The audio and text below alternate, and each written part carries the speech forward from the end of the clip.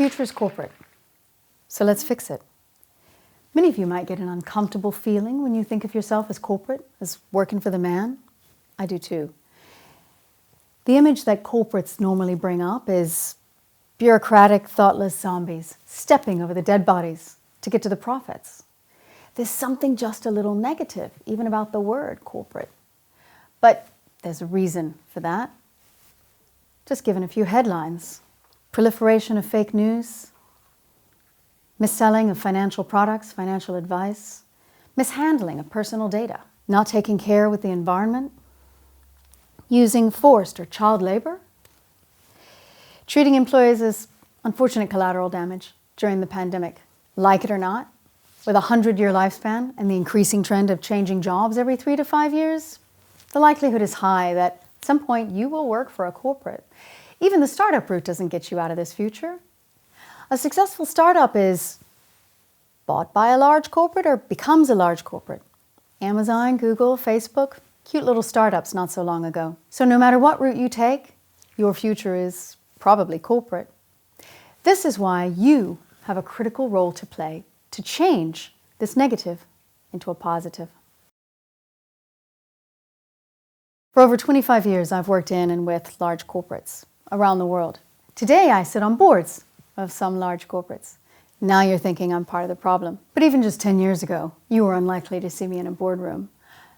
Not exactly because I'm female, but because I'm a straight talker. I'm from rural Louisiana, from a relatively anti-establishment family. My first job after MIT was on Wall Street, where you're always looking for the hidden agenda. So given that the role of the board is to provide challenge to the executives who run the business, I thought I had that part down. But I wasn't exactly what people wanted around the boardroom. Not only did I have a non-traditional path to the boardroom, but people used to talk about like-minded people around the room. Now that I'm there, though, let me give you a glimpse inside. This nasty corporate zombie image, despite that, we're not actively encouraging people to behave badly. In fact, it's the opposite. In professional services where I sit in particular, we are doing everything we can to encourage good behavior because we want good outcomes for our clients and increasingly for our employees, our communities, and more for our environment. The cynical among you will say that, the job of a board member is to look after the shareholder and big bad negative news has a negative impact on the shareholder, so yeah, that's a big driver. Long-term shareholder value, doing the right thing, today they're linked, very related.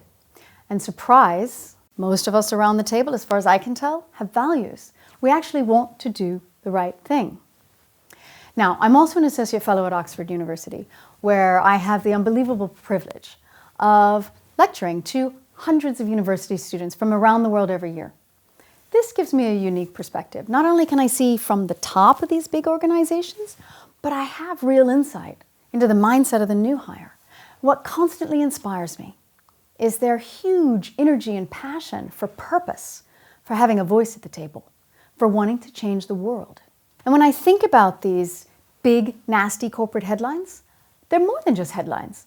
They have real ramifications on individuals, on families, on communities, and on our planet.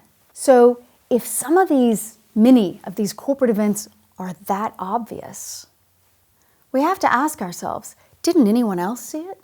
Didn't anyone think this could happen? How did anyone think this was okay? Why didn't anyone speak up? Boards are looking to do everything we can to encourage good behavior. New hires want to change the world, make it a better place, and these corporate events seem obvious. Where is it going wrong? Many of my students come back and ask for career advice at different stages. And I listen carefully anytime I have the opportunity to hear from new and experienced employees tell their stories. Stories that often lead to lack of a voice. In other words, of course, there are employees who see things they don't think are right. And of course, there are employees whose perspectives would vastly improve those decisions, those ideas that are coming out of these nasty headlines. But they don't speak up. There's a reason for this.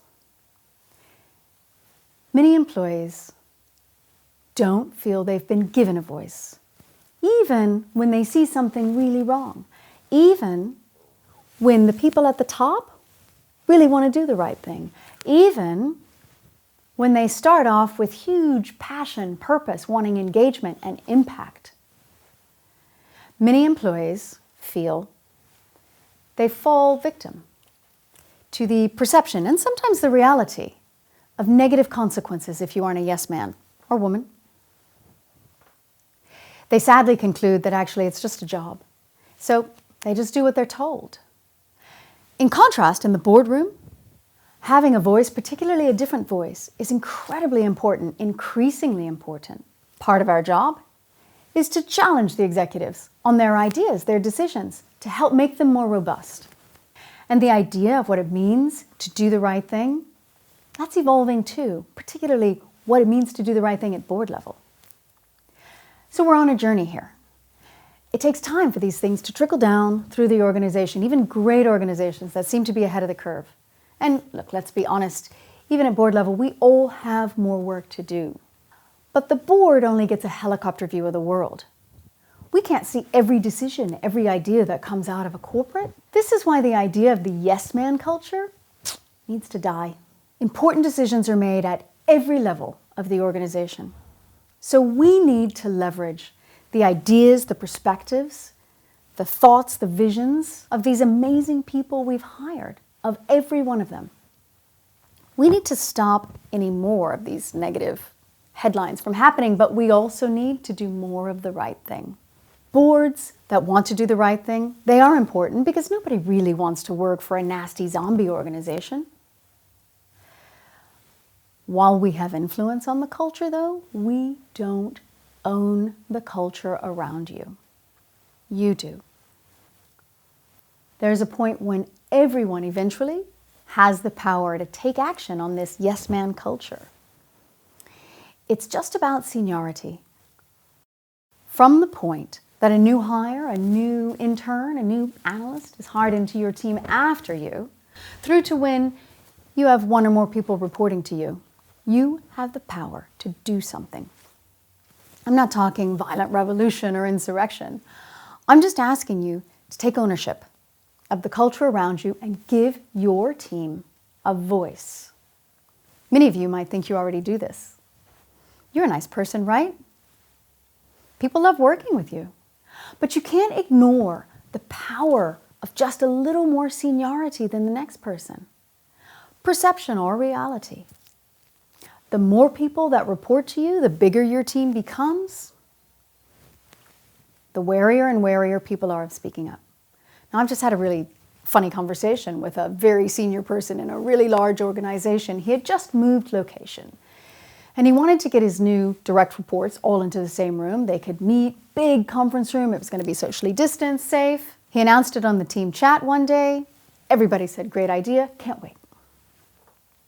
The next day, in a very small voice, someone said, you know, if we meet like this, it'll be against company COVID policy in this location. He was shocked. How could it take 24 hours for someone to speak up, a very senior someone to speak up? How could it take 24 hours to raise a challenge? Not even a challenge, but a really important fact.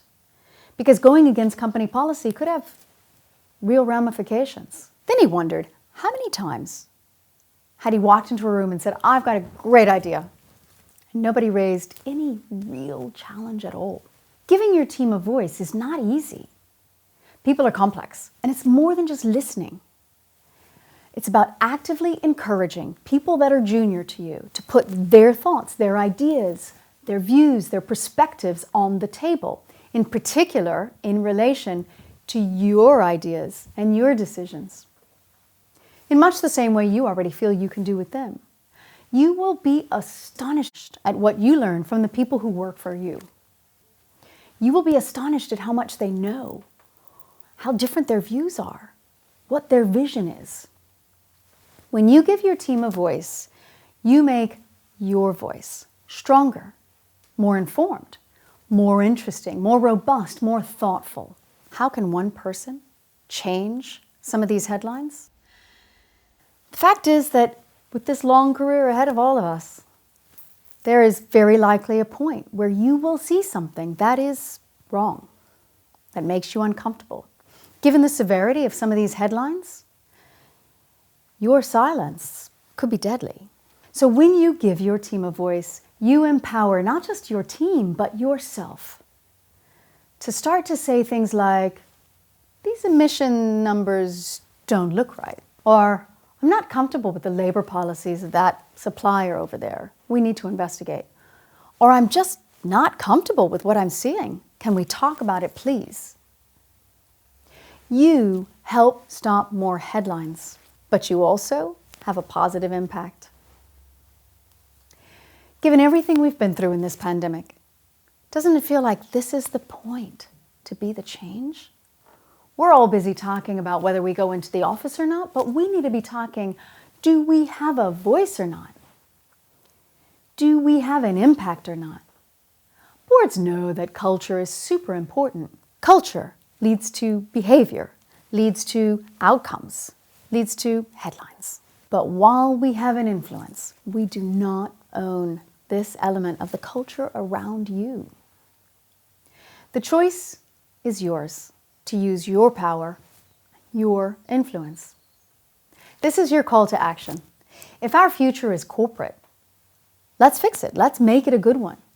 It's your official invitation to change these organizations from the inside. Now imagine a future where the vast power and influence of corporates is unleashed on the world to make it a better place, to do the right thing. I believe in this future. I advocate for it every day. It may sound like a stretch from where we are, but it starts to become a reality when you become an active player in your culture and your future. Thank you for listening.